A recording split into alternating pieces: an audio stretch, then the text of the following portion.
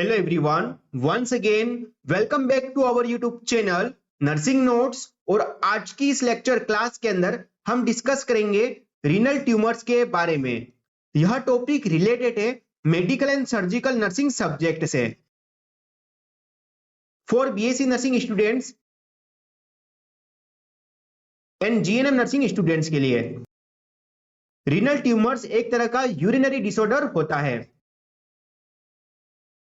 तो इससे रिगार्डिंग हम कंप्लीटली इसकी डेफिनेशन देखेंगे, इटियोलॉजी देखेंगे, साइन एंड सिम्टम देखेंगे, डायग्नोस्टिक टेस्ट, इसका जो मेडिकल मैनेजमेंट है और जो सर्जिकल मैनेजमेंट है वो हम आज की क्लास के अंदर डिस्कस करेंगे। तो फर्स्ट वन है इसकी डेफिनेशन। इसकी डेफिनेशन क्या है, इसकी परिभाषा क्या होती है। तो फर्स्ट वन है renal tumours are abnormal growths और masses that arised from the kidney tissue. Renal tumours क्या होती है, अबनॉर्मल ग्रोथ्स और मासेस होते हैं जो कि कहां से डेवलप्ड होते हैं, किडनी टिश्यू से। दिस कैन बी बिनाइन और मेलिग्नेंट, यह बिनाइन भी हो सकते हैं और मेलिग्नेंट भी हो सकते हैं। The most common type of renal tumours is the renal cell carcinoma, यानी कि सबसे मोस्ट कॉमन जो टाइप होता है रीनल ट्यूमर्स का वो कौन सा होता है, रीनल सेल कार्सिनोमा, जो कि एक मेलिग्नेंट ट्यूमर होता है। ये इसकी सिंपल डेफिनेशन है, यानी कि जो किडनी की टिश्यू है, ठीक है, उसके अंदर अबनॉर्मल ग्रोथ होगा और मासेस बनेगा जिसके कारण रीनल ट्यूमर डेवलप्ड होगा।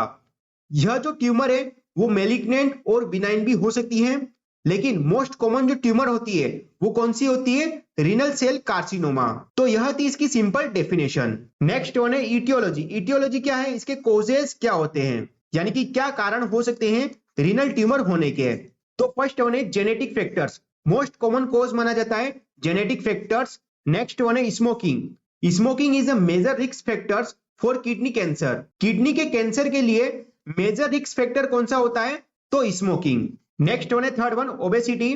Overweight increases the developing renal tumours, यानी कि जो बढ़ता वेट है जिसके कारण रीनल ट्यूमर्स डेवलप्ड हो सकती है। जैसे कि आप इमेज के अंदर देख सकते हैं हमारी इस तरह से रीनल ट्यूमर्स डेवलप्ड हो सकती है। नेक्स्ट वन है हाइपरटेंशन। इंक्रीज्ड ब्लड प्रेशर के कारण भी आपके रीनल ट्यूमर्स होने के चांसेस होते हैं। नेक्स्ट वन है क्रोनिक किडनी डिजीज, यानी कि सीकेडी जो होती है क्रोनिक किडनी डिजीज, उसकी वजह से भी रीनल ट्यूमर्स होने के चांसेस होते हैं। या फिर एंड स्टेज जो होता है, and stage of kidney disease, उसमें भी रीनल ट्यूमर्स होने के चांसेस होते हैं। एंड लास्ट वन है एक्सपोजर टू सर्टेन केमिकल्स और टॉक्सिन्स, यानी कि किसी केमिकल्स या फिर टॉक्सिन्स के कारण भी रीनल ट्यूमर्स होने के चांसेस होते हैं। तो ये था आपका इटियोलॉजी, यानी कि कॉजेस, किन कारण की वजह से रीनल ट्यूमर्स हो सकता है। नेक्स्ट वन है sign and symptom of renal tumours. Renal tumours के अंदर हमको कौन कौन से साइन एंड सिम्टम देखने को मिलेंगे। तो फर्स्ट वन है renal tumours specially in the early stage में नॉट प्रेजेंट नोटिसेबल सिम्टम्स, यानी कि रीनल ट्यूमर्स की अर्ली स्टेज के अंदर कोई भी सिम्टम हमको नोटिफाई नहीं हो पाता है। तो फर्स्ट वन है हिमेचूरिया, यानी कि यूरिन के अंदर यदि ब्लड आएगा तो उसको कहते हैं हिमेचूरिया। नेक्स्ट वन है फ्लैंक पेन। फ्लैंक पेन भी हमको देखने को मिलेगा इसके अंदर। नेक्स्ट वन है पाल्पेबल मासेस, जो किडनी एरिया से वहां पर पाल्पेबल हमको मास देखने को मिलेगा, यानी कि टच करने पर हमको जो ट्यूमर्स है वो पाल्पेबल हो सकती है। नेक्स्ट वन है अनएक्सप्लेनेड वेट लॉस और लॉस ऑफ एपिटाइट, यानी कि इसके अंदर अनएक्सप्लेनेड वेट लॉस होगा और इसमें लॉस ऑफ एपिटाइट भी देखने को मिलेगी। नेक्स्ट वन है फटीग एंड जनरल वीकनेस, इसमें थकावट और जनरल वीकनेस हमको देखने को मिलेगी। नेक्स्ट वन है फीवर, फीवर भी हमें देखने को मिलेगा। एंड लास्ट वन है एनीमिया, यानी कि जो खून की कमी है वह कंडीशन भी इसमें देखने को मिलेगी। तो ये था sign and symptom for renal tumours disease के लिए। नेक्स्ट वन डिस्कस करेंगे डायग्नोस्टिक टेस्ट। रीनल ट्यूमर्स की कंडीशन के अंदर कौन कौन से डायग्नोस्टिक टेस्ट हम करते हैं।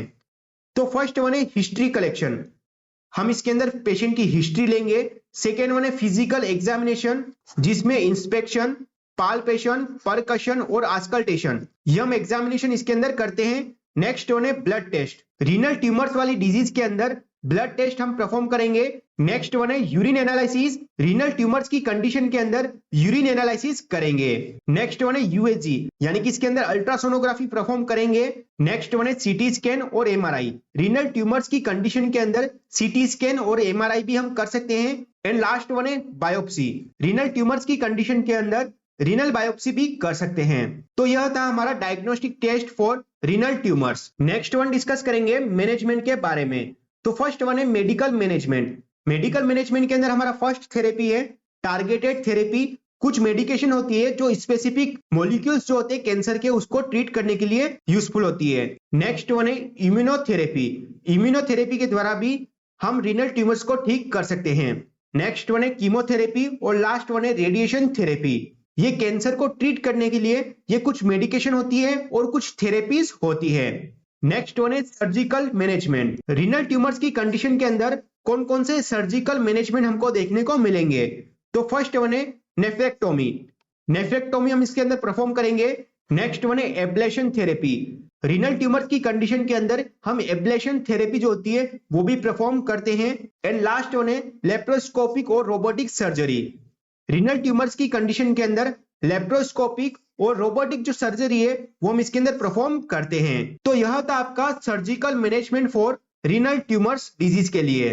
उम्मीद नहीं पूर्ण विश्वास है कि आपको समझ में आया होगा कि रीनल ट्यूमर्स क्या होता है, इसकी डेफिनेशन, कोजेस यानी कि इसकी aetiology, sign and symptom, diagnostic test और लास्ट वन है इसका मैनेजमेंट जिसमें मेडिकल मैनेजमेंट और सर्जिकल मैनेजमेंट।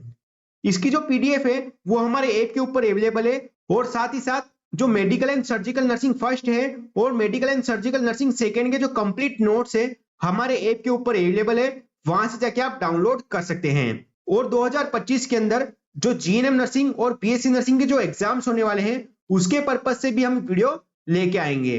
उम्मीद करते हैं यह वीडियो आपको पसंद आई होगी। यदि आपको यह वीडियो पसंद आई हो वीडियो को लाइक करें, वीडियो को शेयर करें। यदि आप हमारे YouTube चैनल पर नए हैं तो हमारे चैनल को सब्सक्राइब जरूर करें। Thank you so much.